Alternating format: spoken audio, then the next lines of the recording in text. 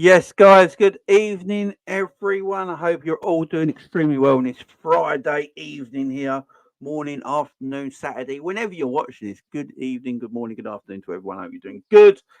Guys, we've got lots to talk about today. It's going to be a more of a Liverpool news daily sort of wrapping everything up sort of show. We're going to talk about these apparent rumours of Mohamed Salah maybe leaving come the end of the season with Al-Ittihad. Apparently, looking at a big transfer fee for him, they're willing to pay. We're going to talk about Thiago as well, the constant injuries. We're going to talk about Liverpool, Burnley, and the fixtures remaining this season between ourselves and Man City and Arsenal. So loads to talk about, and of course I've got K-Mac joining me to chat about all these things. How you doing, man? I'm all right. I'm all right. Hope everyone's well. Hope we're all ready for another game. Yeah, man, gonna be a busy day. Big up, Jenna. Thank you very much for the super stick. I really do appreciate that. It's much appreciated. Anything to help the channel, guys, it all goes along towards the channel's growth. So I do appreciate everyone super chatting, joining memberships, all that sort of thing, because it goes to helping the channel grow. So big up to all of you here. Big up to everyone in the chat as well. I hope you're all doing well. Big up my man Lakers as well in the chat. Hope everyone's doing well. Don't forget to hit the like. Don't forget to hit the subscribe. All that good stuff. And I hope you're all doing good. Right, let's do it. Mo Salah. Mo Salah. So there's apparent rumours Running. going Oh, around. sorry. I thought we were singing. Yeah, I was about to. I thought, like, should I go into tune? I'm not sure. But Mo Salah. So this is an interesting one. There's rumours going around that Al-Ittihad are set to bid 120 million for Mo Salah. Um, I think these rumours about Mo Salah are going to continue all the way through until he either decides he is leaving or signs a new contract and he puts an end to it all. But with the three players we've got running out of contract came out, obviously Trent, Salah, and Virgil van Dijk, it was very obvious that Mo Salah was going to garner attention. You know, just not from Saudi Arabia, but maybe from top clubs around Europe as well as we go into the summer.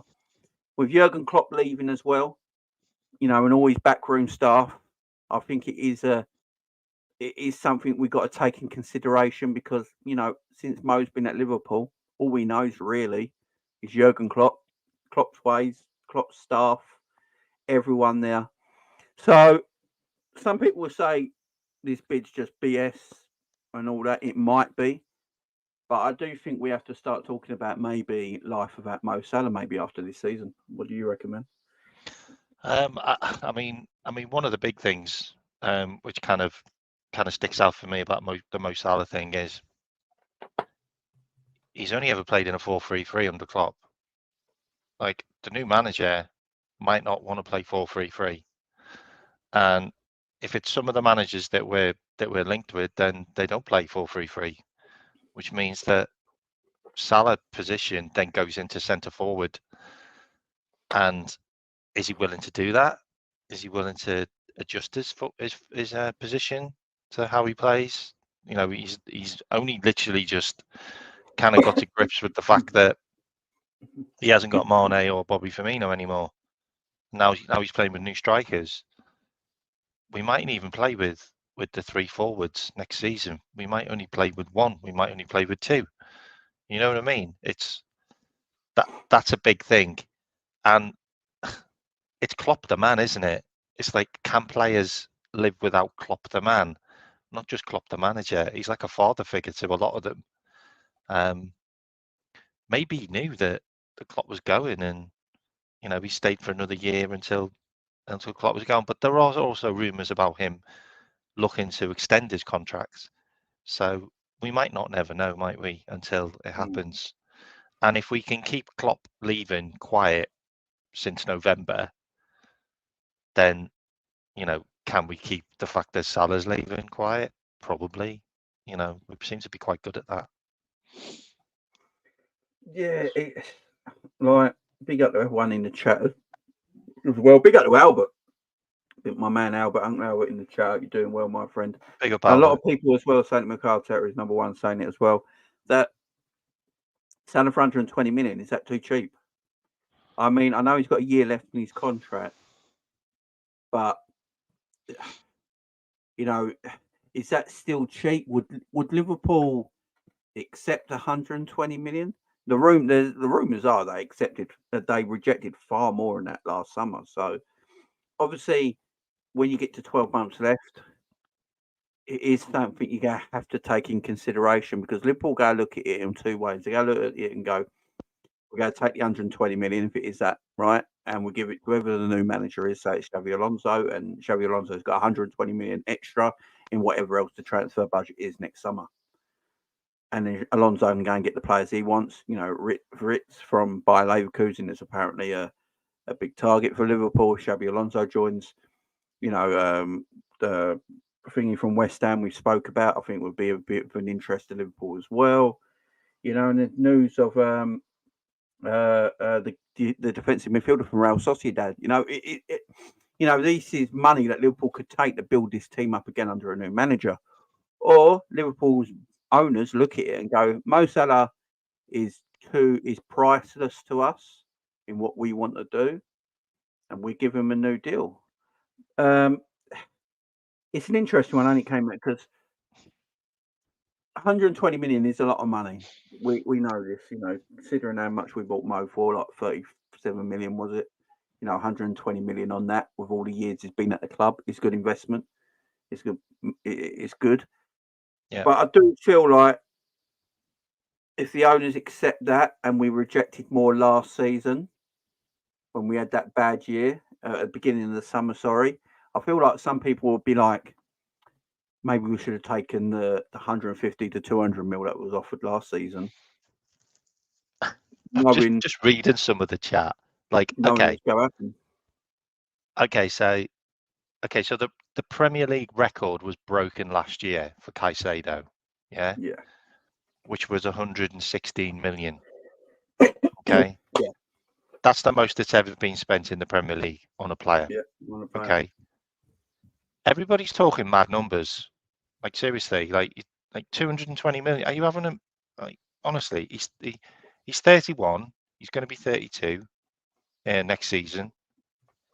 He's got 1 year left on his contract.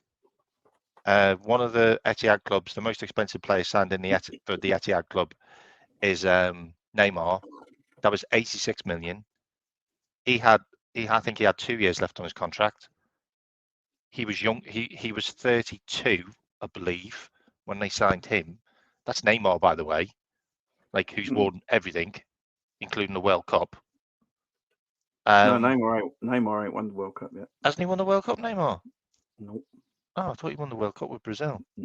No. Okay. Okay, take that one back. But he's won everything else. 120 million, 120 million to 150 million. I would say that's a viable option. But if you're expecting anything else anymore, I can't see it. Just on Mo as well though, like he's going to be hard to replace. Like 332 games, 204 goals, 88 assists.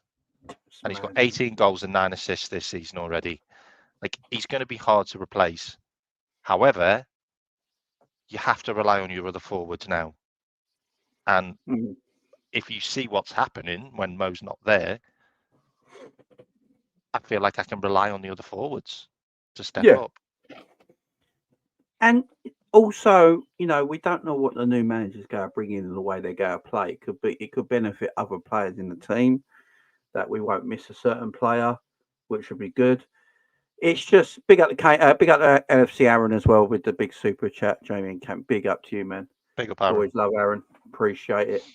You know, it's Brazil ain't won anything for 22 years. Well, the World Cup for 22 years. They've obviously won the Copa, but yeah, it's a long time for Brazil. Oh, okay, that's what I probably. 22 years is a long time for Brazil to be. That's a long time. Maybe it's Neymar's fault. But I don't know. Brazil got Richarlison as their main striker. I'm not yeah, sure fair enough. Look, the Salah stuff is going to split the fan base, in my opinion. I think there's going to be fans that feel like Salah should stay at Liverpool till the day he drops. You know, like Liverpool's his last club, and part of me feels like that as well. You know, if Liverpool are willing to give Mo Salah a lucrative contract to make it his last contract in professional football, and he stays at Liverpool till the day he retires, yeah, I'm okay with it. I really am. I'm okay with it because I don't think the quality of Mo Salah and what he does in the final third of the pitch is ever going to deteriorate. I don't think he's going to stop scoring or setting up goals. His pace might deteriorate. His, his body strength and stuff like that, and his movement might go a little bit. But he's always going to be able to create, in my opinion, and score goals. So he will be handy to our club no matter what. But then the business side of me will look at it and think, he's going to be 32 next season. Is there a little drop in Mo at the moment? I don't think so. But is Mo going to get any better than he is right now? Probably not.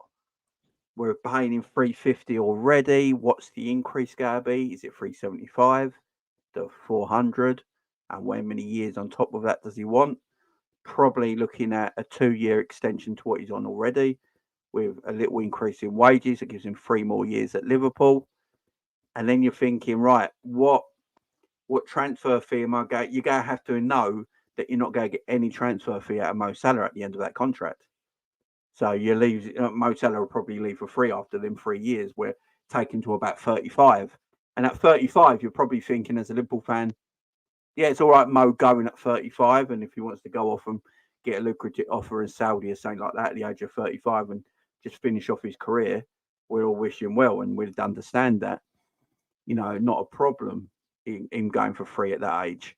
But losing Mo Salah for free now and let him just run in the 12 months of his contract down, and in January signing for a pre-contract with another team, Liverpool can't afford to do that.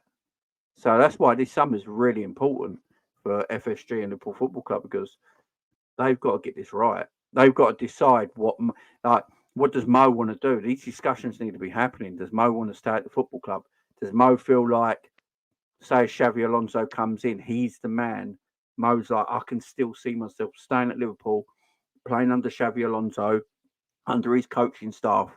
We're buying new players in. I see exciting times. Let's roll with it. Or he goes, Jurgen's left.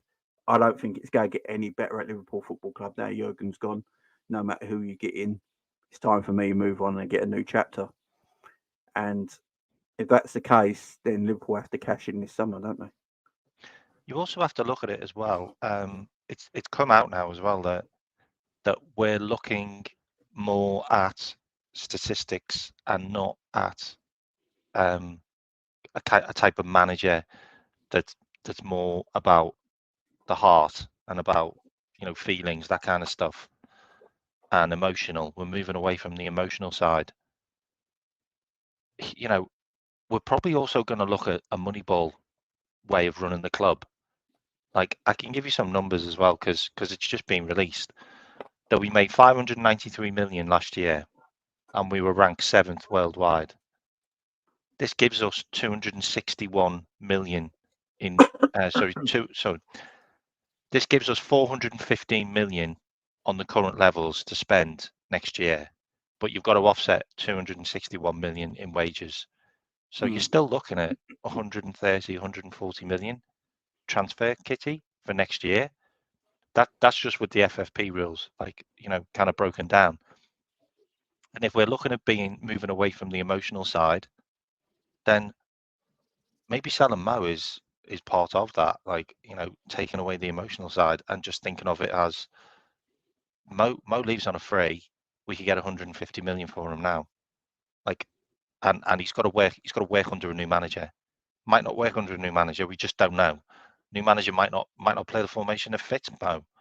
You have to think of it like that. And if we're going to go for Alonso, and I know that is emotional, but he's also got a lot to back him up as well, because he's on the verge of getting Leverkusen their first title since 1945 or something crazy like that. Like the first, he might even win the first cup since 1993. Like, his numbers are just ridiculous. When he arrived, he got rid of his best player, Diaby. Diaby was quite arguably their best player. Like, he was their major asset. and he binned him. Like, see you later. Like, I'm selling you. And he funded his team, some of the players that he bought, with the money that he sold DR before. Who knows that he might not want to do the same thing with Mo? I certainly don't want him to do it with Trent. Because how many assets have we got, really, realistically, to sell at the club? Yeah, there's not many that I think that the new manager would want to sell. And one guy that's got 1 year left on his contract, and he's 32, and he's been rumoured to want to leave, or he's been rumoured, that he could go. He might just go, you know what, I'll replace him, or I'll just play Trent in that role on the right, and I'll have two strikers, and you've got your Nunes and your Jota there. I ain't got no problem with those two up front. No. It's a difficult situation. But if he stays, great. By the way. Exactly. I don't think anyone wants Mo to go. I just feel like there's got to be a time in Liverpool not going to have Mo Salah at Liverpool Football Club. There's always going to be a time that Jurgen Klopp wasn't going to be manager of Liverpool Football Club, and these things might be happening more quickly than we actually want to. I think there is an issue with Jurgen leaving, Salah leaving, Virgil leaving all at the same time. I think that will hit us pretty hard. The Virgil one's a bit weird, It does feel a bit odd. Like, I don't know. Like, I know Matip's linked with Steven Gerrard's side, so that's come up now as well recently. Yeah, Matip leaving. So Matip probably will go and play for Stevie G and get a decent wage and carry on his career playing in front of 700 fans. Yeah. It's whether Mo wants to do that with the other club. Yeah, but it's interesting. But it's like LFC Aaron here says 150 million. I know he means million and not 150 quid. But 150 million. Coutinho cost us 150 quid. 150 million could transform this team like Coutinho. Yeah, exactly. It can.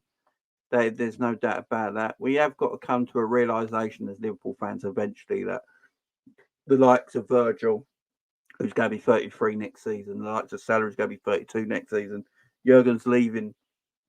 This team's going to evolve and move on. It is going to happen eventually. It's just how quick it happens. Can FSG and realise? I don't know if the owners think they can afford to lose our superstar players at the same time our manager leaves as well. That is why I think Mo Salah will sign a new deal, because I just don't think they will feel like the atmosphere around the club, the fans. I think with Jurgen leaving, it's hit everyone. And if you get one of your superstars in Mo that walks out with him, and all the coaching staff are leaving, it could be difficult for Liverpool. So I think for that reason, the club will give him a new deal.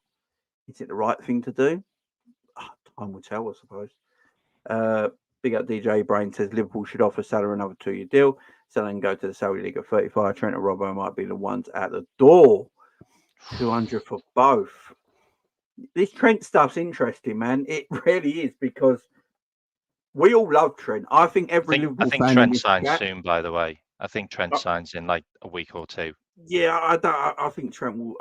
Look, if you're the owners of our football club, yeah, go on. Or the owners of any football club, and Trent, Virgil, and Salah have both got their deals running at the same time.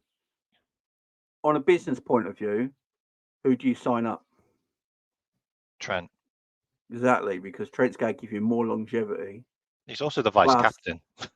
Plus, because of his age, he could play for another 3 years, and Liverpool could still make massive money on him if they wanted to sell him. And I'm not saying that's the case, guys. I'm just saying, like, from a business point of view. But Trent's the one that you'd really want to sign up. But then this Trent stuff's interesting because Liverpool, a lot of Liverpool fans are starting to say, like, not getting disappointed at Trent, but I just don't think they want him at right back anymore. They've seen the Conor Bradley come through. Yeah, they've seen Conor Bradley. Yeah, even not us here. and not us in the chat. Other Liverpool channels, other people talking in spaces, they're chatting about it right now. Neutral channels where I go on like with Mo's channel and all that sort of stuff, and a lot of people talk about it and they're saying like, should Trent play in that midfield role now? Should Liverpool just go and look at like Conor Bradley's the future?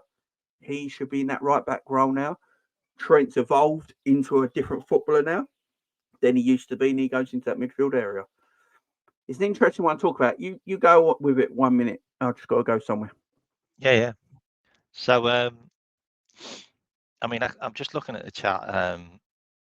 Like, I did feel like Trent might be a player that could be sold, because obviously Real Madrid are losing their right back, so he would have been the ideal player to replace him. But Real Madrid are going to get Mbappe now, so they'll spend all their money on him.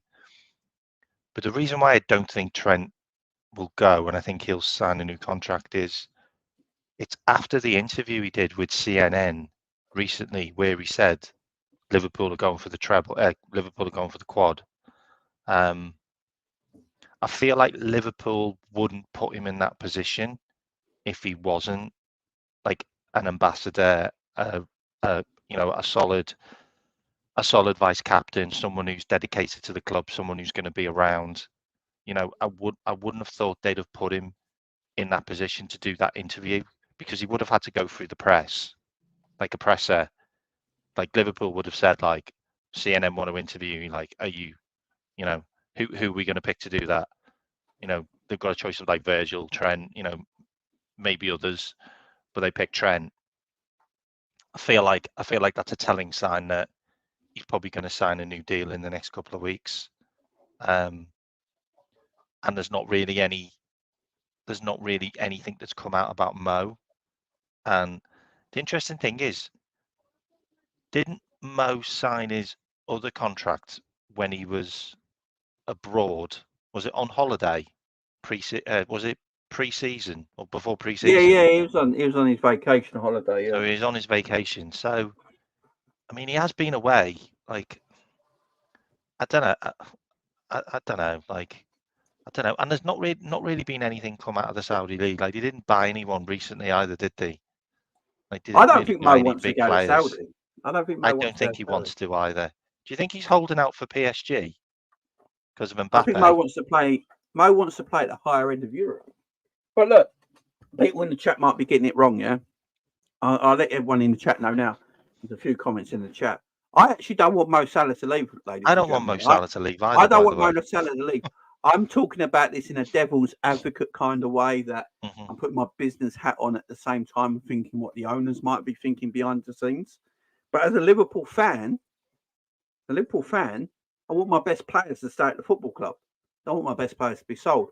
I'm just talking about it as a devil's advocate kind of way, as a third person, as talking about in a business sense, the different reasons why Mo might leave this summer compared to why he might stay. But everyone in the chat who's getting at me saying, sounds like I want Mo to go. I don't. I'm just giving points of view. That's what this is about. I've got to give points of view, different views. And that's why we debate about it and talk about it. It's what it's all about, debate, guys. If I don't give a question and it can be debated, it's just me giving you my thoughts and then we carry on and move on. And it's pointless. Can I just mention something as well, because this guy's come up a couple of times now, and we're linked with Nico Williams from Atletico again. We've been linked with this Nico Williams. He's a right winger from Atletico. He's a Spanish international. I don't like Nico Williams. Have you seen him? Yeah, I've seen him a few times. Not the guy that left us. No. I've watched him a few times. I've just never.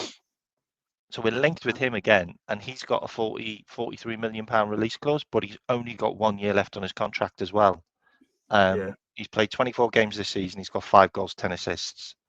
He doesn't play like a striker, so he doesn't play like Mo. But he looks like an Alonso player. Apparently, and he's also from the Basque region as well. Yeah, he's Basque. He hasn't signed a new contract. He hasn't. I just read it today. He hasn't signed a new contract. There you go. Still got a year left. So he's a guy that that we've been linked with recently, and obviously Bakayoko's come up again. He's come up again. It's just interesting that we're linked with more right wingers again. Like it's a weird one, but I also think what's interesting as well is we've been linked with 2 directors of football recently as well. So we're linked with Tim Steedman, who's the guy that signed Alonso, which is interesting. And something that's come out recently is he's had a falling out with David Moyes because of Calvin Phillips, because he didn't want Calvin Phillips. David Moyes signed him, and it's also come out that he didn't want James Ward-Prowse either. And if you look at those 2 players, they are so David Moyes signings, aren't they? And then you look at Steedman signings in Alvarez and Kudus, who are quite possibly their best players this season, including Bowen, obviously. But we're also being linked with Rui Pedro, who's Benfica's director of football. So that's come out recently, and he's the guy that found Enzo Fernandez and God knows how many other players, like just a ridiculous amount of players.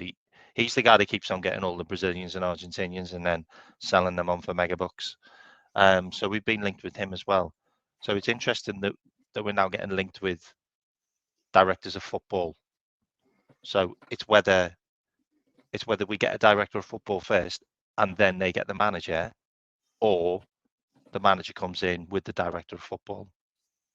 But the link with Steedman and Alonso is interesting, and he's also got a link to our fitness coach as well, Chroma Meyer, because he used to work with him. He used to be the fitness coach at Bayern Munich when he was there.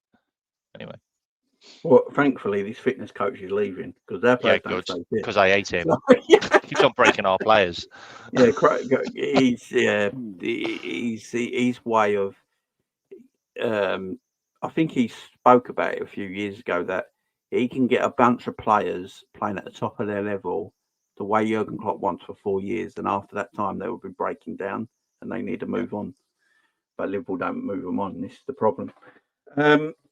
Big up to Wolves FI in the house, super chatting. Big up to you, my friend. That's a massive super chat. Appreciate love. Says Mohamed Salah is Al-Ittihad's time, and actually Liverpool should let him move. Big up to you, man. Big up to you. It's a good point with Ash, how we link the players with no sporting director. A bit odd.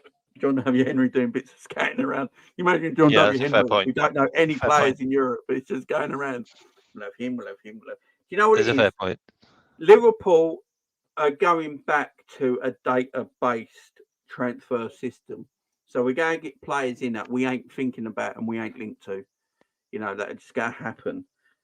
I think the players we're identifying in the media at the moment, these ones that are coming up, are identically linked to the players that we sort of been buying the last few years. They've sort of got the same profile. And I think that's why Liverpool are linked with these players. I don't think the club are actually out there moving for them. I just think, because the Gakpos and the Diaz's in this world and the Gravenberch's in this world are coming, there's players out there that are going to be profiled in the same way. And I think that's why Liverpool are being linked. But I think Liverpool are going back to a data research in their transfers, and they used to do it under Michael Edwards. That's by the sound of it what we're doing. Going to be interesting, man. It's going to be interesting, the Mo Salah stuff. It really is. But yeah, with Trent, and big up Pimp in the house as well. Thank you very much. Big up. I will tell Penny. Thank you very much. Appreciate it. Big up Jake. He says, I'd rather sell Grav, Gakpo, Nunes 120 and keep Salah. Not Nunes. I'd sell the other 2 though. Yeah, I'm with you. With Darwin, I don't know. I think if we only got 120 for them 3 with Darwin, I'll be a bit.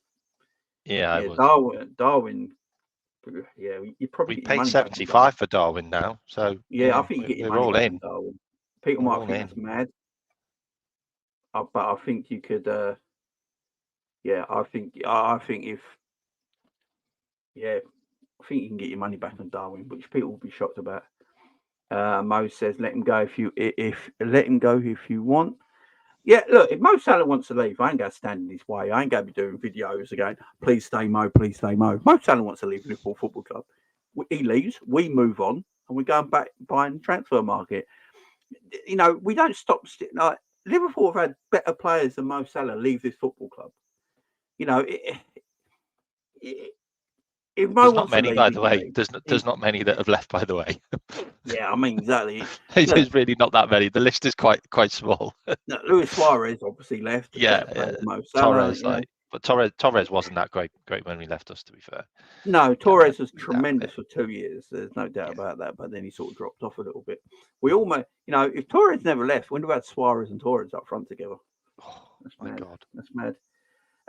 And then with the Trent stuff, I was saying beforehand, like a lot of people now, they're thinking Trent's have just evolved as a footballer, and he's got to play inside a little bit more, leave the right back area. I don't know, for a Gomez or Conor Bradley, I can see it. See it. You know, we had this discussion the other day on Monty's channel, and people keep thinking that we wanted Trent gone. We don't. I just think he's evolved as a footballer, and I think he wants to play inside more than he does in the wide areas, which is perfectly fine. He's just evolved as a footballer. I think that's something that might come into his game next season. But it's interesting though, you know, the Virgil stuff. I think Virgil stays because I just don't know where Virgil goes. You know, he's going to be 33. It'll be like sometime in the season next year. In next season, he's going to be turning 33. I just don't know where. I don't know where Virgil goes at 33. And I think Virgil will feel like he still wants to play at the top end of the game. So unless he goes to Italy at 33, I think Italy would be good for him. But I just don't see where he goes. I really don't know where Virgil goes. I think Virgil stays. I actually think. I think they all stay. I'm going to say it now. I think they all sign new contracts. I think they all sign new contracts. Trent's easier to do. I think Trent's the Yeah, easiest to do because he's on the less wages than the other two anyway. So you just bump him up to like 250 a week. I think that's what Trent will be on. 250 yeah. a week. You give him 3 or 4 years, 250 a week plus bonuses. Trent will probably be taking home 300 grand a week. That's Trent sorted. I don't think you have to really force that to be done. I was listening to Trent the other day on that CNN news show. Yeah, and Trent don't want to leave, and Trent don't want to go No, anyway. no, and it was good that they did that because that Yeah, kind of put it to bed for me as well. I was like, yeah, I'm happy with that. Like, I'm that's what was needed. Like, straight after the Arsenal game as well, I think we needed a bit of a boost. yeah, Um, exactly. and the Arsenal game, like let's be honest, like if you're going to lose against any teams in the league, like it's going to be Man City, it's going to be Arsenal away. Like the two hardest teams to play against in the league. There are title challenges, like there are competitors, our main competitors. So it is what it is. Like Oh yeah, it was probably going to be a 50-50 anyway, like whether we won or lost. And the sliding doors moment was the mix up between Ali and Virgil because we were on the ascendancy. mm. Like we were on the ascendancy. We could all see it. Like the whole stadium went quiet second half because we came out and we were at it. But yeah, Yeah. Like we Klopp just go and realised. batter Burnley now and happy Yeah, days. Like well, we're going to talk about that in a sec. Big up DJ Brain says a new coach won't rip up nothing in his first season. I agree. I think if Alonso comes in, he'll still try and carry on what's been done before. I agree with that. He's going to see what works for him. It's up to Salah. We don't want to end up like Chelsea. No, I agree, man. I actually, this might be mad to say because no one likes FSG, but the way they're going to do it, I think it works out better for us than when with what's happened at United and Chelsea and Arsenal in the past with their legendary managers going or whatever, like, you know, and with Chelsea with their legendary owner leaving.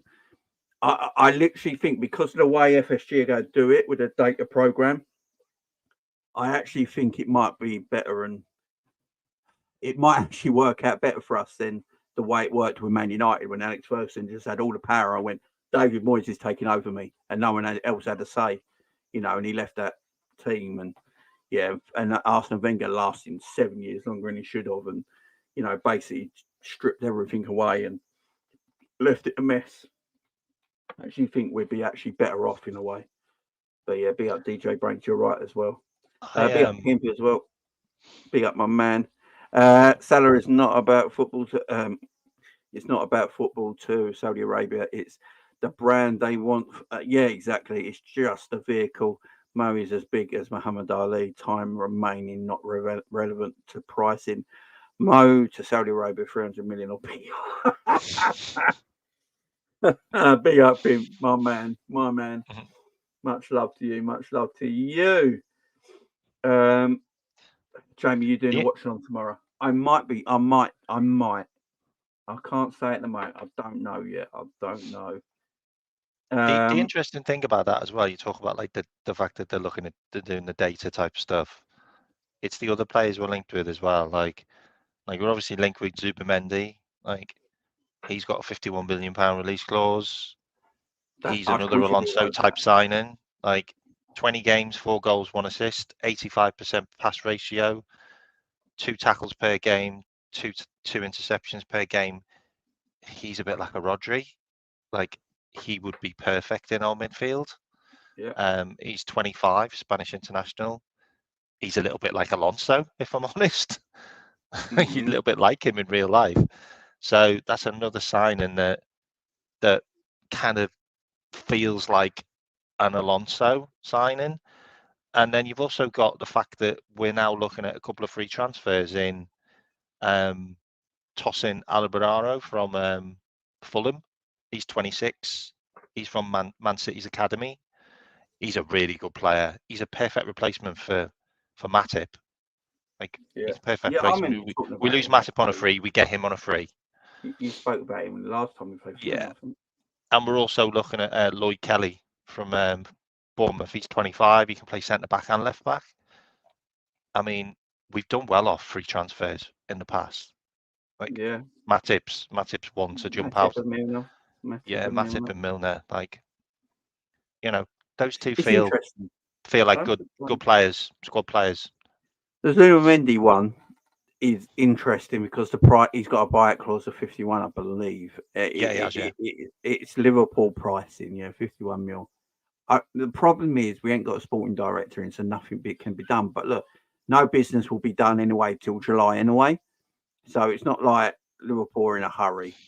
As long as the sporting director is in place before the transfer window opens, because he has to be.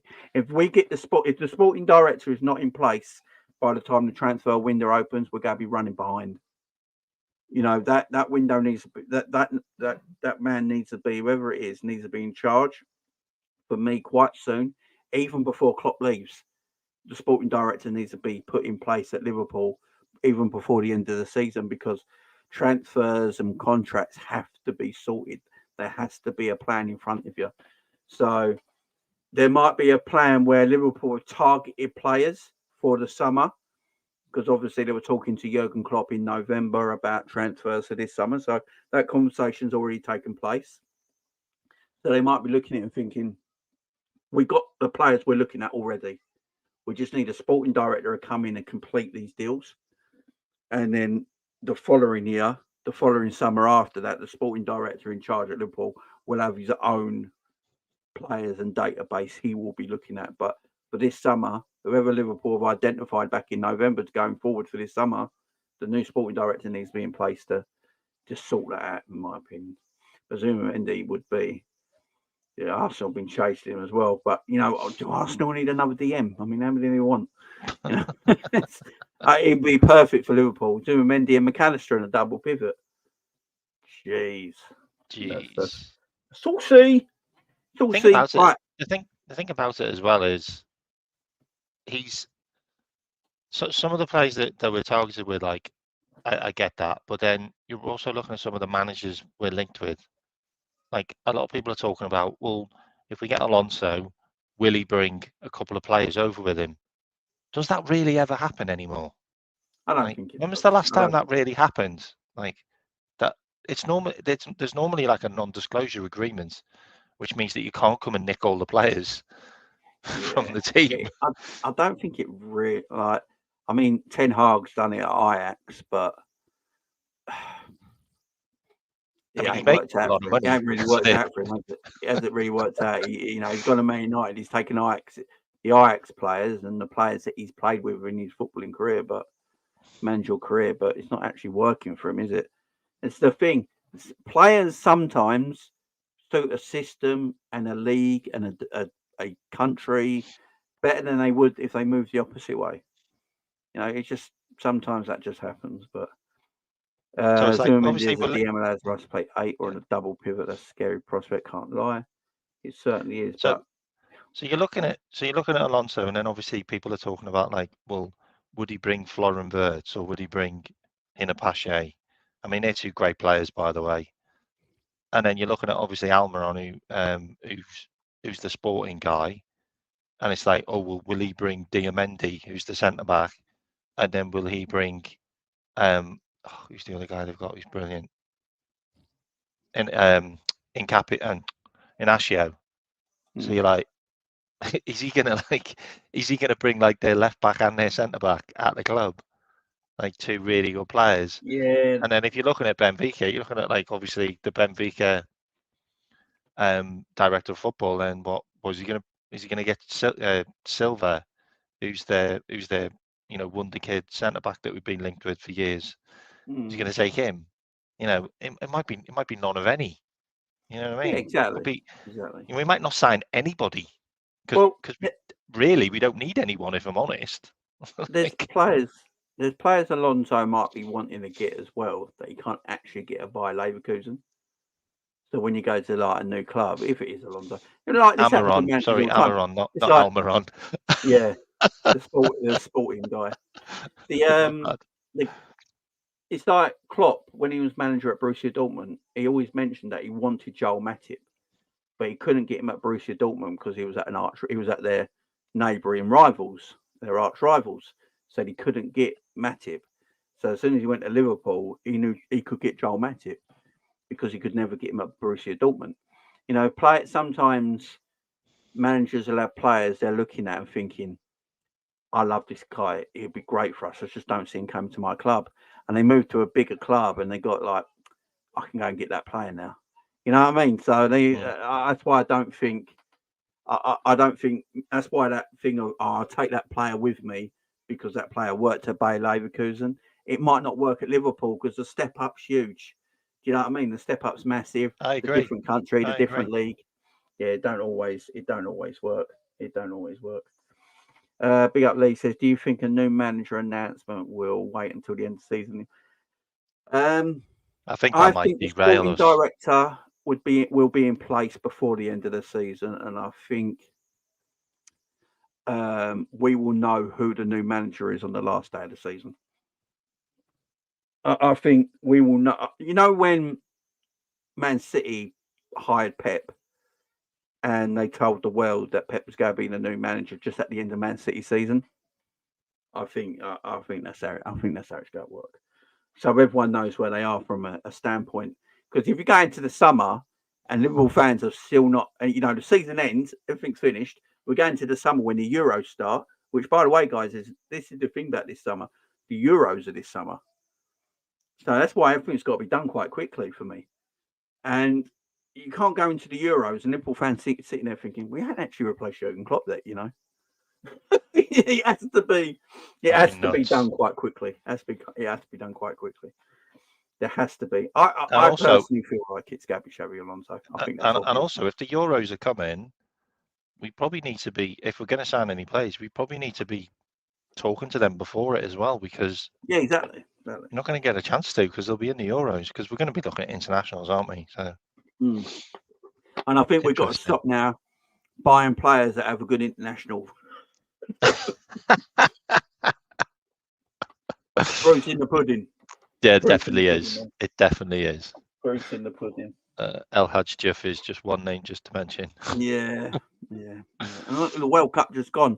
Who was it? It was tremendous in the World Cup. The Moroccan player. What's his name? Amrabat.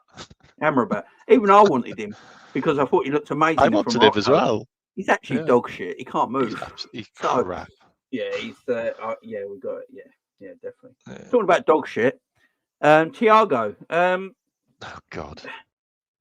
Injured Again, right? Can someone please explain how a man can rip his hamstring so bad, having 5 touches of the ball and jogging for 10 minutes? Probably that pass that he gave to the Arsenal players for them to score. Can someone please explain? He had 5 touches of the ball, whatever it was, and jogged around the pitch for 10 minutes, and he ripped his hamstring. I need answers. How does this happen? Like what has happened to him, man?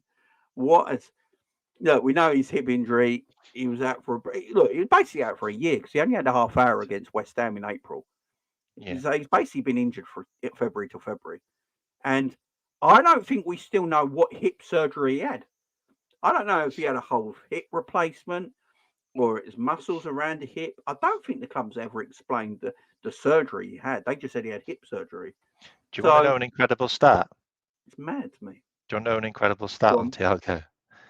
He's missed more games than he's played for us. I think Naby Keita played more games than Thiago. Yeah, he did. He's missed. I think he's missed 92 games in 82. Sorry, 92. God. Yeah. Sorry. He's missed 92 games and played 89. I think. Is that right? Yeah, it's mad. Yeah, that's right. Thiago caught Naby disease. Thiago caught Naby disease. Oh my God! It's pretty incredible, to be fair. And the guy's being paid like I think he's our third highest paid player, which is just nuts. I remember when we had Sturridge. Sturridge was like one of our highest paid players, and it annoyed me so much the amount of times he missed games, and we were paying him. And I'm just sat there going, that money, like those wages, could be because it was always about wages with Liverpool, wasn't it? Because we couldn't pay players high wages, but he was on like more money than Suarez. Yeah, and he was in the US for like 6 months, wasn't he? Like doing rehab. It's just like it's so annoying. It's a shame because Thiago's obviously a very good footballer, but I said it in the summer and I got stick for it. Thiago should be let go. Just rip out his contract. Just let him go. It's not worth it. He's not even fit. You know, pre-season started and Klopp said, like, Thiago's not even fit. He's not available. He won't be available for a while yet. And you're like, how are we keeping a man that's had no pre-season? He's only got a year left on his contract. He's got 12 months left on his contract. You know, this is his last season on his deal. I think he goes. Doesn't he go in July? Isn't that his contract up in July? Same as July. Yeah, end of this season, his contract's finished. Yeah. So we're like, I just didn't get why we kept him. Like, what are we waiting for? Thiago's not going. He didn't come back till February, and this was back in the summer. And Thiago went back till February, and he jogged. Guys, he didn't even run. He didn't burst a blood vessel. He jogged around the pitch for 10 minutes and ripped his hamstring in half. He shouldn't have come on. Just put. You can't be bringing Thiago on. Thiago on, who hasn't played it for a year, to turn the game on its head against Arsenal. It was a bit of a dumb sub. Since last February to this February, Thiago's cost Liverpool 7 million in wages for not playing. He's played 40 minutes in that whole February to February time, in that 12-month time, and he's cost us 7 million. Didn't I work out that he's cost us over 80 million now? Yeah, all in all, in transfer fee and wages since we signed him. That's a lot. It's just sad because it is. I feel for Thiago, the man, the player. I do feel for him. I really do. I don't. He's getting paid 200 grand a week. I'm not here to feel for him at the same time because I'm a football fan. I'm not a Thiago fan. I'm a Liverpool fan. And I want my best players available to me. And he's not available. As we said, he's played 40 minutes in 12 months, guys. 40 minutes in 12 months. This is a massive issue. And we kept him in the summer knowing he wouldn't be available till February at least. It made no sense to me. When we're going for a midfield rebuild, he should have been gone. He should have gone. And now we've got a player who's just another injured player that reporters are mentioning today that his hamstring injury could be so bad that he won't play again this season. That's how bad his hamstring injury apparently is. He jogged for 10 minutes, and apparently his hamstring injury is so bad he will not feature again this season. It's just, it's crazy. Well, him and Absolute Matip will just see out the contracts and leave. Yeah, Liverpool And got we to do the move right on. thing by them. You know, make sure Yeah. that they pay for everything and they're looked after. And as soon as they're fit and healthy, then Liverpool should let them go. You know, I don't like clubs letting players go when they're injured. I don't think that's right. I think you should look No, that's after not them, right. pay for everything, look after them, and once they're fit and healthy again, then you can release them and let them go. But it's sad, man, because you know we got a bit of a midfield problem at the moment, and we all got happy seeing Thiago again on the pitch. Oh my God, Thiago's back, and then he rips his body in half for jogging for 10 minutes. It's just mad to me. It's mad to me. Pimp says 227 be out 4 to 5 weeks. Yeah, I'm only going by what some journalists have said. Some local Liverpool journalists have said that it could be a really bad hamstring injury. Look, How's he get back in? The way Klopp was talking in the press conference, it sounds a bad one. You know, it sounds a bad one. Look, if it's a 4 or 5 weeks hamstring injury, that'd be cool. He can come back, but say it's 5 weeks he's out for, all right? So that takes us till what, mid-March, That's 10th the of March, business something end. like that. Yeah, Not 10th of throwing a March, guy something in like who's that. not played all Then season. he's got to get fitness. So you're looking at what, towards the end of March, and then you got the April, May bit. Are you going to play Thiago? Nope. In them business parts of the, so I don't know. I don't know. You've So got, even if it is a 5 week injury, so you've got it like takes a long time to train after to get over it. You've got like the Europa League knockouts. You've got FA Cup, like quarter-final, semi-final, whatever. Back, then you've already done the Carabao Cup, and then you got the business end. I'm not playing a guy who's not played for a year, like who hasn't played all season in those games. That's just too risky. Yeah, No, I think it's too risky Liverpool for me. It's just like Matip. Even if Matip come back, I'm like, nah, it's too risky. Yeah, it's just like, do you trust Thiago, even if it is a 5 week injury in his hamstring or a 6 week injury? Usually they're 4 to 6 weeks. Say it's 4 to 6 weeks, yeah, and he's not taking the hamstring off the bone or anything like that.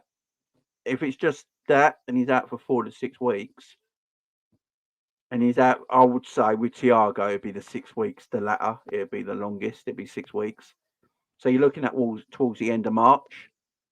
Then knowing how long Thiago takes to get healthy again, you're looking at the beginning of April that he's fit and ready to go. Do you trust Thiago not to just get injured on his coming back in April, or to play a few games knowing he's not going to sign a new deal? That's the problem. I just don't think. I just don't see. Unfortunately, I don't think Thiago. I personally think Thiago should retire. That's my opinion. These injuries are now too much on his body. You know, he jogged for 10 minutes and pulled a hamstring. I mean, I just don't see him ever staying fit now, Thiago. He didn't even run. He jogged, walked around. I just think for Thiago's point of view, retirement might be something that he might have to take up. It might be something you have to take up. He's a massive risk for another club to take on, and that's probably why we couldn't sell him, because no one wanted him. Like, they didn't want to take that burden on. Yeah, MLS. He's on such high wages that, and he probably won't take a pay cut to go to another club. So, that's down to him really. His lifestyle fits that, doesn't it? So he won't take another pay cut probably. So he's probably off to Saudi. And the Szoboszlai stuff as well. Look, that's a weird one, isn't it? Before he came to Liverpool, he hardly got injured. I don't think he was. Look, our medical team need to be looked at. They really do, because Szoboszlai, and there's this thing that Szoboszlai gets overplayed. He doesn't actually play as much as people think. he doesn't play a lot of cup games and stuff like that. He don't play a lot in Europe. At the starting points, he might come on the sub, but he gets more rest than people think. And I, I just, I just think the medical team need to do something because it happened with Luis Diaz. The medical team told Jurgen Klopp that Luis Diaz was fit and ready to go, so he took him to Dubai for winter training, and Luis Diaz redid his knee again, didn't he? And then we didn't see him for the rest of the season. So there's definitely something not quite right, in my opinion, looking at it. And Szoboszlai's hurt the same hamstring he hurt when he was out for a few weeks. Now, I don't think he's pulled the hamstring or torn it or ripped it or anything like that. I think it's just more of a precautionary matter. But whoever told Jurgen Klopp that Szoboszlai was fit and ready to go again, this is the issue. Something's not happening right. The recovery, or whatever it is behind the scenes for these certain players that keep getting the same injury constantly, it needs to be looked at, man. They need to be looked at. Like it happened to Luis Diaz, now it's happened to Szoboszlai. Thiago can't stay fit. All like that just might be Thiago. Yeah, it's just. I agree. It happened with Canate as well. Like, to be honest, like Canate getting banned is probably a good thing because gives him a rest. He was probably going to get redlined. I don't think Gomez will play either because he wasn't in training for the last training session. So Gomez will probably get a rest as well, which is good because these guys do need a rest. Otherwise, if we lose a Gomez or a Canate, we are down to like the bare bones. So Jota's staying fit at the moment. Fingers crossed. Endo's back, so the Szoboszlai thing isn't too much of a deal. It was Enzo's birthday today as well. He's 31. Is he 31? He looks 21. Yeah, that's why we love him. He had a really good Asian Cup, by the way. Man. That is not. He played every game, That man looks. Scored. Remember, guys? Do you remember Fabinho at 31, guys? Now look at Fabinho at 31 and look at Endo at 31. Fabinho looked like he got the life sucked out of him. And there's Lautaro. That was the difference, man. It's them genetics. It's them genetics, man. He hasn't played a huge amount of football in his career, by the way. So no, his legs on 31-year-old legs. No. Like 27. He's going to be useful to us for the rest of the season with Tyro Endo. There's no doubt about it for me.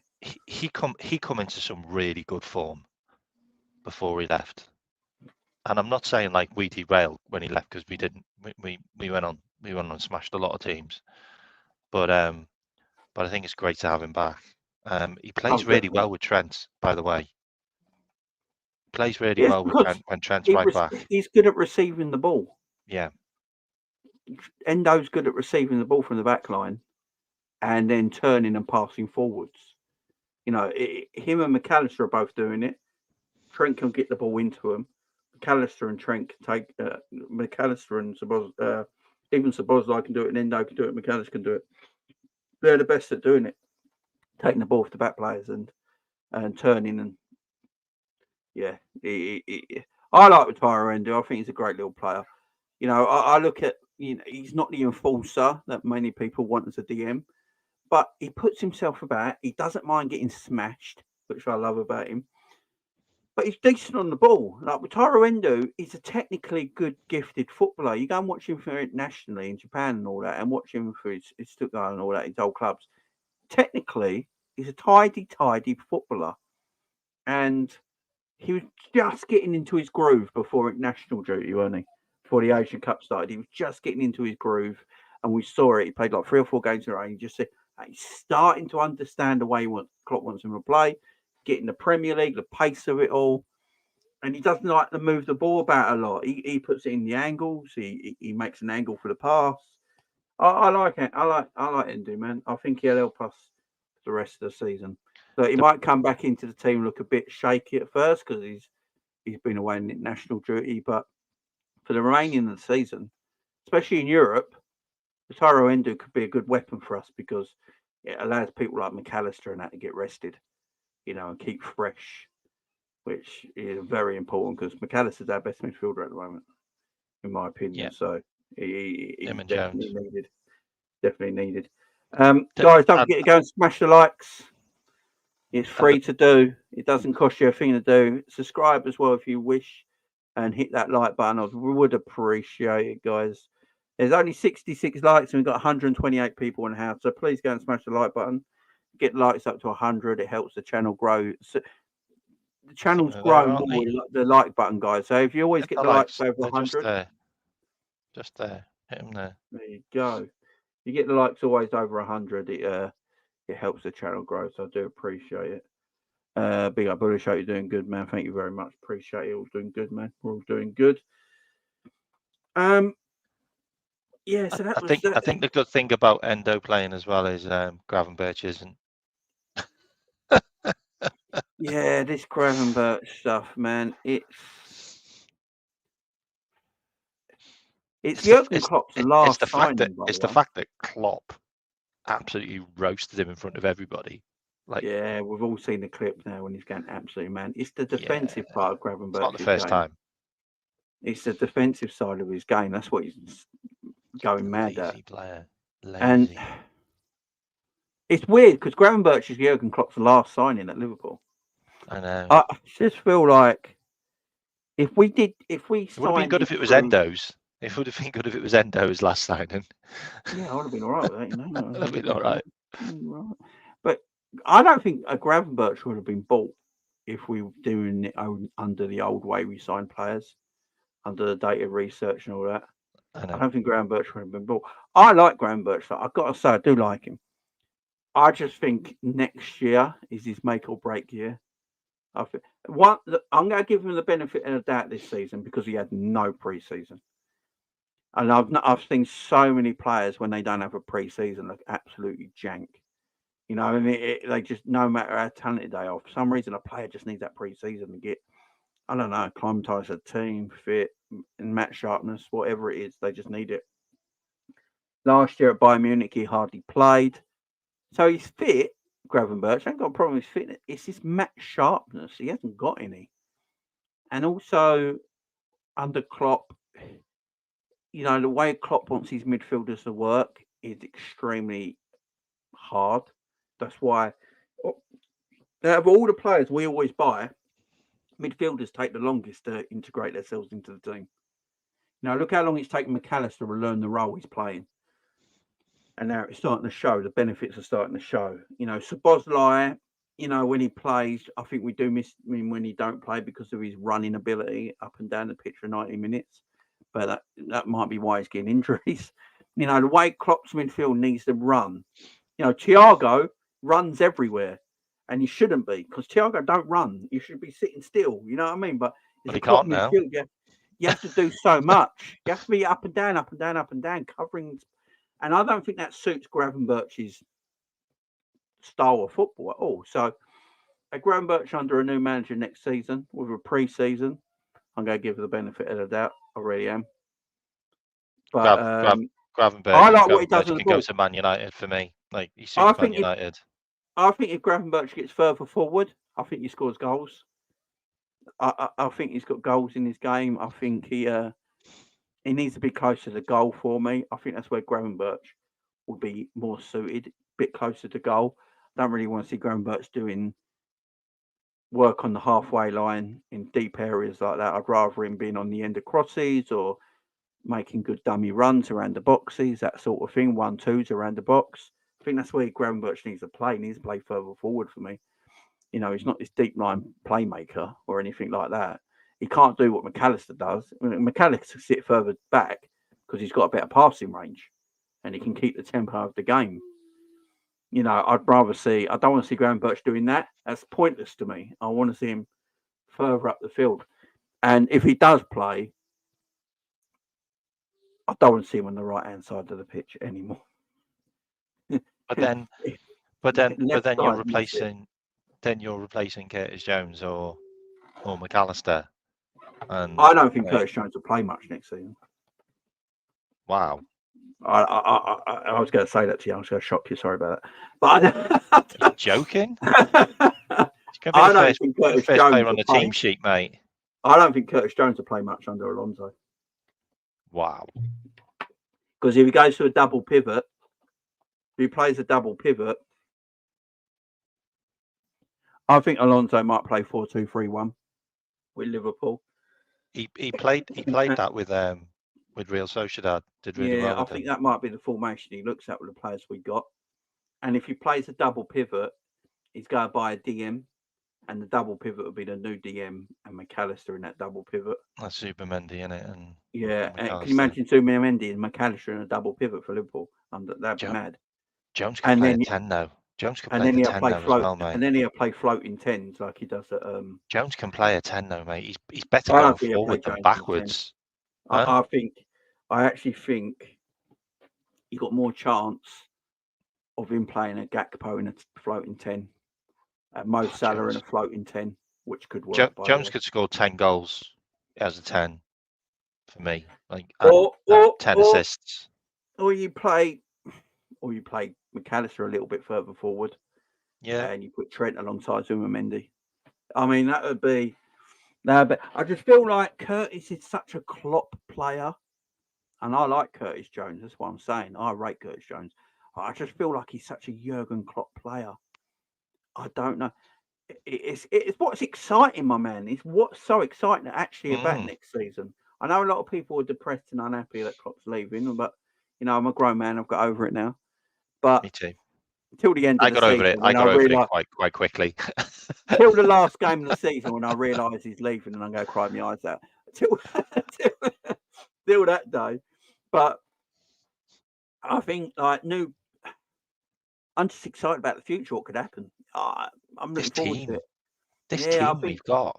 I feel like some players might be Klopp players. Like some of the youngsters we've got coming through are just, it's so exciting.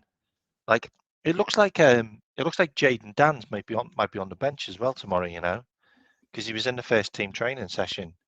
Well, I mean, this kid's 18, 16 goals, 2 assists in 15 games in the Premier League 2. Like this kid's a big lad as well. I think he's like 6'1". He's the son of Neil Danns, who was a championship player.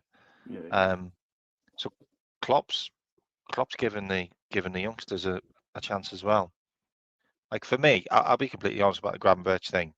I'm really annoyed we signed him because I really feel like Bobby Clark could have got more games this season.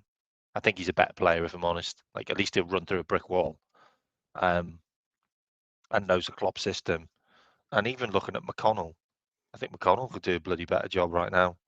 Gravenberch is atrocious, man. I mean, he got binned. He got binned by 2 managers by Munich because he didn't work hard. Like this is really his time to prove everyone wrong and go, you know what? I can work hard, but he's just not. Like he just doesn't. Like he's got the opportunity to become a star in the Premier League and really cement a place in the team because he gets played enough. Just doesn't put any effort in, and it's like, who'd want you? Like, who's going to sign you from Liverpool? Because the next manager ain't going to want you if you ain't putting the yards in. And for me, Xabi Alonso is going to see that a mile away. Like, even if we got De Zerbi, he'd be like, "See you later, mate." Like you got to run. You got to run. That's just like a prerequisite of being a midfielder in the Premier League. Definitely, I agree, man. I agree. Robbie says, "Who would you buy if Salah's to leave Liverpool?" God. I said I'd go and get thingy from West Ham. Bowen. No. Kudus. Kudus, yeah. I'd go and get Kudus from West Ham. I don't look when we're replacing Mo Salah. What we got to remember is we're not going to get a like player that does Mo Salah numbers. It just ain't going to happen, right? But Kudus gives me the Mane vibes. He gives me Mane vibes at Southampton. He's like that one step away from being world class, in my opinion, at a top team. Mane was doing bits at Southampton like Kudus is doing at West Ham, and then he went to Liverpool, and his game just elevated to this world-class level. Kudus gives me that, but it gives me that vibes. So yeah, that's who I'd go and get. Pace, power, technical ability, can score goals, can cross, can pass. Yeah, that's who would you get? For me, I think Rodrigo would be a player, or Valverde. One of them. Like Real Madrid have got some absolute monsters there, but if they sign an Mbappe, then there's not going to be a lot of game time for Rodrigo. Brazilian international, been at Real Madrid, Rodrigo could be long time, scores really good goals. Doesn't play as much as he should. That's a real player there. 22 years old, I think he is. Been around for ages. And Valverde. Don't need to say anything about him, really, do we? Yeah, Valverde's different class. They're good shouts, to be fair. Very good shouts. 70 million for Kudus, but if you're spending Salah money, you can. If you've got 120 million to spend, I'll just go and knock on West Ham's door and get Kudus. But I think Kudus would cost more than that, by the way. They paid just me. That's just me. 50, was it? 45, 50, didn't they? 35, wasn't it? Kudus. Was it? Blimey. Why did we go for him? It wasn't a lot of money. Well, that's why a lot of Liverpool fans are like, why didn't we go for him? Why didn't we get him? Yeah, I don't think it was that much. He was signed by Tim Steedman, by the way. Yeah, who we're linked with. Like 35 million quid West Ham paid for him. I don't think it was. Jeez. Yeah, I don't think it was a great deal. That's what I'm saying. 70 million doubles West Ham's transfer value on him. Him and Alvarez were like 60 million, 65 million. That's nuts. Two really, really good signings. Big up Wolves FI. Appreciate it, man. Appreciate it. A lot of people saying about Neto. I've seen a lot of people talking about Pedro Neto. Gravenberch was the same price, by the way.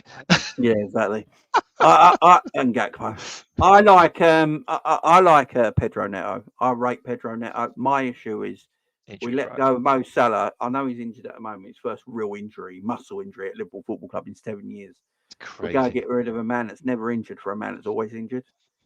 It's just, I think Neto would be amazing.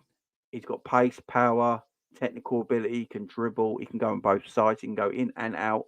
He can go left foot, right foot. He's got everything you want in a winger. There is no doubt about that.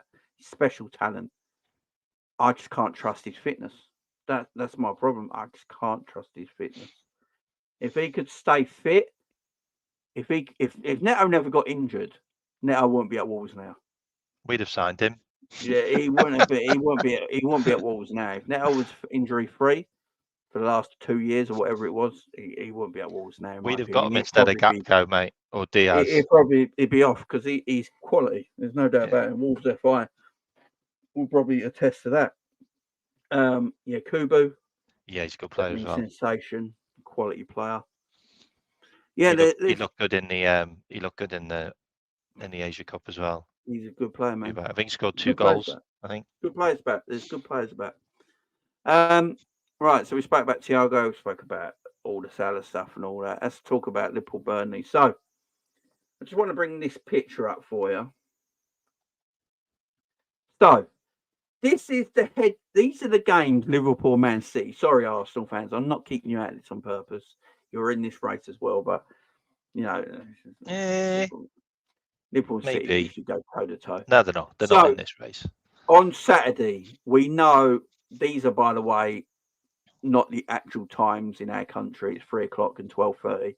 But Man City and Everton are a 12:30 kickoff tomorrow, where we're going to see Everton pull their pants down, bend over, lube up, and take it right up the Jacksy and get smashed 6-0. So we know that's happening, right? We all know this is happening, yeah. So that's 1-1 then. That game's 1-1 then. Can you imagine being now? So City will probably go win that game, go top of the league. Liverpool then at home to Burnley. We're going to talk about that in a minute. Where you'd feel like even with the weakened team we're going to probably put out, we should still take care of Burnley at home in the 3:00 kickoff. Then next Saturday, Liverpool playing first against Brentford away from home at a 12:30 kickoff. Difficult game, but Salah's apparently back fit for that game. So I expect us to go and win. And then at 5:30 kickoff on the Saturday, Man City at home to Chelsea. And then on the Tuesday, Man City's game in hand is on the 20th, on the Tuesday, where they play Brentford at home. and then we play Luton at home the I think that following game's day. postponed. What, the City game? No, the Luton game because of the cup. No, think that's- the Luton game was meant to be the Saturday. They brought it forward to the For Wednesday. God's sake. Yeah, the only team that's ever happened to. Usually they literally brought it forward. So Liverpool Luton was meant to be on the weekend, but because we're playing the cup final against Chelsea, they brought it forward to midweek. So Chelsea have a week rest. Liverpool have 3 days. That's just ridiculous. Mad, ain't it? But Why didn't they take it? When they?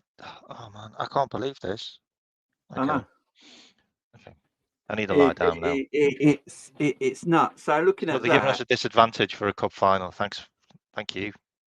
I know it's mad, ain't it? It was meant to be the weekend. I don't know any team. They never bring it forward, but they have with us. I thought it was postponed. I thought it was like they were going to play it like obviously later on in the season. No, it's on the Liverpool website. I tell you what, it's really lucky that we beat Norwich because they probably jammed in a replay in that time as well. Yeah, exactly. So Liverpool got Burnley, Brentford, Luton, and Nottingham Forest. They're Liverpool's next 4 league games. In between them 4 league games, we got Chelsea in the cup final and Southampton at home in the FA Cup. We obviously lost that game against Arsenal. Arsenal, as we know, they celebrated their Premier League triumph in that game. And then the following 24 hours, they went down to 3rd. It's typical Arsenal. And they did, though. They celebrated their Premier League triumph. And then you had Arsenal TV and all that pouring salt on a table and saying Liverpool fans are salty. We're back in the title race. We're set with 2 points behind you. And then they went back down to 3rd. Did you see the photos in the changing room? Yeah, it's just. My God. Look, celebrate it, man. Celebrate. You got to go to West Ham. They got to go to West Ham and beat West Ham this weekend, which is going to be difficult. But look, Liverpool lost to Arsenal, which, look, we play crap. It was our worst performance since last season, in my opinion. Terrible performance. We deserved to get beaten. No excuses. We got well beat. But we're still 2 points ahead of Arsenal with same games played. We've got Burnley at home, then Brentford the following weekend, then Luton in midweek, and then the following weekend after the cup final, 10 days after that, we've got Nottingham Forest away. In my opinion, this Liverpool team should be getting 12 points in the next 4 games, in the next 4 Premier League games. Without a shadow of a doubt. There should not even be an excuse about it. But this Burnley game, how are you feeling about this? Because we've heard today Klopp said that obviously Thiago's he's basically dead.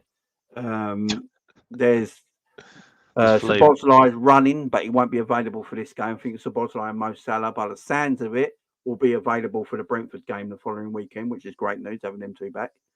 We've got Wataru Endu's back in the team, match fit, ready to go.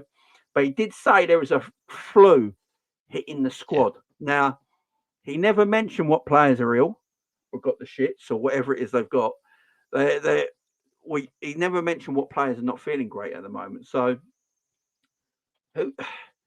what do you think the outlook for this game is going to be looking like? What team do you reckon he's going to be looking to play?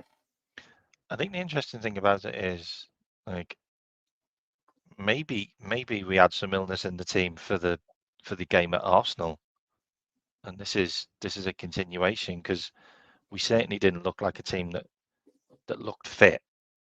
Like, we were leggy, we weren't at it for that Arsenal game. So could be an element of something was in the camp then. Gomez wasn't on the training pitch, I know that. So that's one player missing. Konate's out through the red card. So that's left back and centre back out. So then you put Robinson in, which is fine. Robinson needs to play some games. Klopp made it sort of saying like Robbo's definitely going to play this game. Yeah, so Robbo in, then you've got Quansah in, fine with that. You got Trent back in, fine with that. You know, we've got, you know, they were arguably the best left back and right back for like 7 years. Got no issue there. And then you've obviously got Endo back, who can go in the centre midfield position. the DM position. Then you've got McAllister on the right, and you've got Curtis on the left, and then you've got your Nunes, Jota, Diaz. That's a team. Right. I mean, that's a team that can demolish Burnley. Burnley don't score enough goals. They concede tons of goals, and most of their goals they score are from outside the box, and we don't concede goals from. We've conceded one goal from outside the box all season. Yeah. And Keller was in goal. And yeah, I mean, right. I know we didn't see Gomez, but I'm going to put Gomez in for a sec because the way Klopp was talking, Joe Gomez and Virgil might start the game if Gomez is not ill, obviously. Bradley's not playing. No, he said he ain't back. Klopp said he needs time. He should be back next. Next. Oh, what the fuck is going on here? I wish it was Roberto Carlos. There he is, Andy Robinson. Not now. He's a bit chubby. He's a bit chubby right now. I don't know. So I'm still having. So that back four there. Hang on, I forgot to put Allison in goal. That back four there and goalkeeper is the Premier League winning back four. Yeah, it is. You know, I know Matic came in towards the end of the season, but really that team was that back line there was the Premier League. So I think we'll see Robbo come back in. I think we'll see if Gomez is fit and all right and nothing, he isn't unwell and one of the people with the flu and he's okay. I think Gomez and Van Dijk will play as the centre-back partnership and Trent will play right back. If Gomez has got the flu and he is one of them players with the flu, Kwanzaa just comes in. You know, it's simply simple. So I'm not got no issue with that. I think Gomez coming out of the team would be unfortunate for him. He's done nothing wrong. I don't mind him resting though, mate. It just shows he stayed on the whole Arsenal game and he swapped over, didn't he? He went from the left-hand side over to the right-hand side. He replaced Trent. He's played a lot of games. I'm all right with Gomez resting for this one, or even just being on the bench. His versatility as well is just mad. I think Kwanzaa might start because it is Burnley at home, so it's easier for Kwanzaa to start this game. I'm just going with that. But if Kwanzaa starts with Gomez, I think that'll be the only change in that back line for me. Gomez gets a little break, like you say. Would Trent be starting right back if Conor Bradley was available, guys? What do you reckon? Not for me.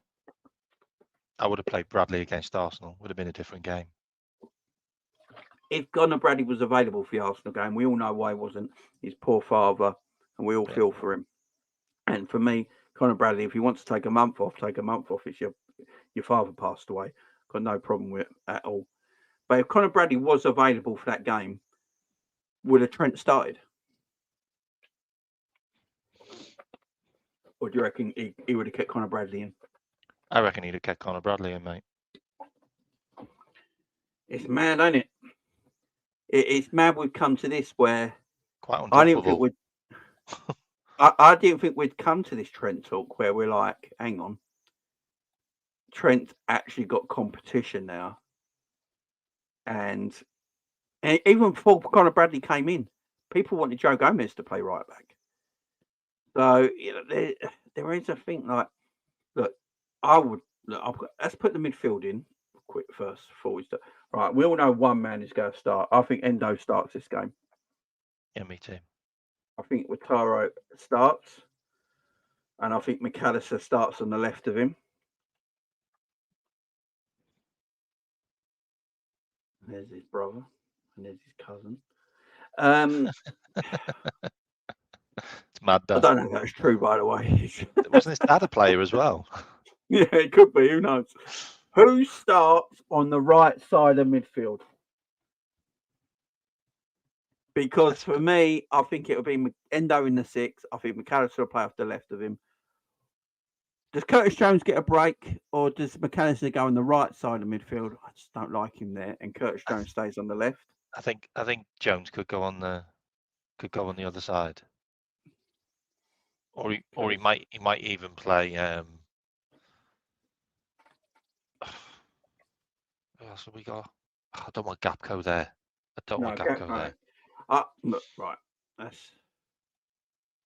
Come with me. Right. I don't know why When was the last time Mac played on the right? Even at Brighton, he played on the left, didn't he? You have got Elliot as well. Remember, someone just put that in the chat. I forgot about Elliot. I don't want to see Elliot. I don't want to see Elliot and Trent like on that side. It's a bit scary. I mean, Burnley, I suppose you got more of a. Yeah. I don't think I've seen Endo play non-centre position for us yet. Endo would play here.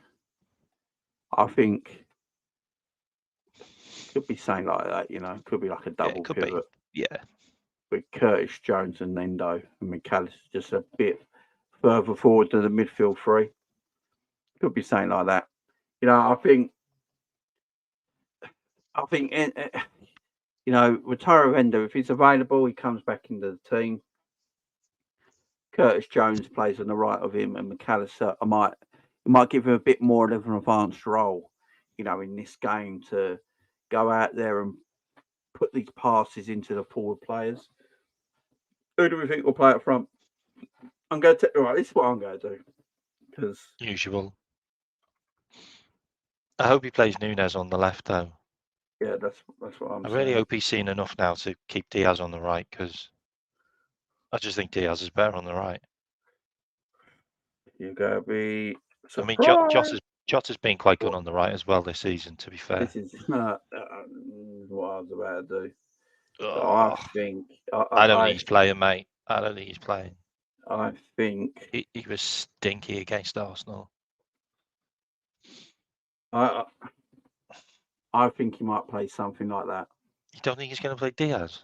I don't want Diaz in his team. I'm sick of him. I just He's better than Gakpo. I just feel like Gakpo in the 9 is very good in that position when he's given the chance.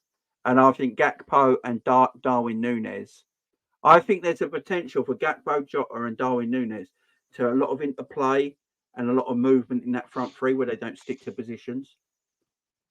You know, like Darwin can go over to the right, Jota can go over to the left. Then Jota can go through the middle, Gakpo can go over to the left, and Darwin can swing and change it. You know, there's a lot of fluidness in that front three for me, with their movement, the positions they can pick up. I think Gakpo will be on the bench because he's got an option as a midfielder then, like, and obviously anyone across the front three. He hasn't really got that with Diaz. And I also, when does Diaz ever come on as a sub really this season? He's never been on a sub bench, has he? Really? He comes off, but he never really comes on. I'd rather Diaz off the bench than Gakpo, though. I'd rather Diaz played on the right. Like, Diaz scores goals, mate. Like, I think Diaz when Salah's not playing, Diaz plays well at the moment. Like, that's just a fact. Yeah, so he's still only got 4 keep it how it is. Like, doesn't do enough. He wasn't fantastic against Arsenal, but we did get the goal because he was in there. Like, I didn't understand why Gakpo didn't play on the left and why Diaz didn't play on the right, because Diaz got our goal from the right because he was hassling. Like, I just think he's having a better season when Salah's not playing and he plays on the right. Most of his goals have come from the right hand side. He's probably just going to play him on the left, though, isn't he? He's just going to do what he always does. What he's doing. So it's taking absolutely forever for some reason. He played a lot of games as well, though. But someone's going to have to come out when Salah comes back. So yeah, I've always wanted to play Diaz through the middle. That's something I've always wanted to do. I think Diaz is good in the middle as well. I think he's good in the air. I also think he's got a good shot on him. Like, he finishes well. Like, I think he'd be a great centre forward as well, mate, if I'm honest. Yeah. And if he's not dribbling that much anymore and he's not trying to go beyond the player on the wing, play him in the centre then. Like he's still got strength. He's still got a shot. He still wins the ball in the air. Mind you, Jota does as well. To be fair.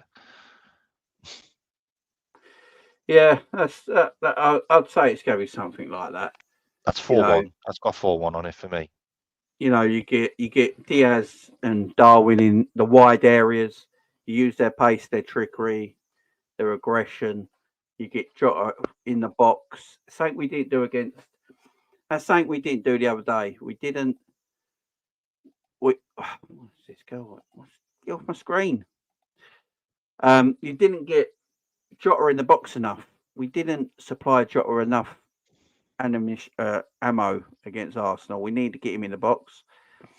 We need Jota there. That's why I feel like this could be a game where Klopp plays this two double back midfield of Endo and Curtis Jones, and it gets McAllister a little bit further forward because then McAllister can do his thing from that more of an attacking midfield area, getting on the ball, feeding the likes of Diaz and Darwin Núñez and Jota.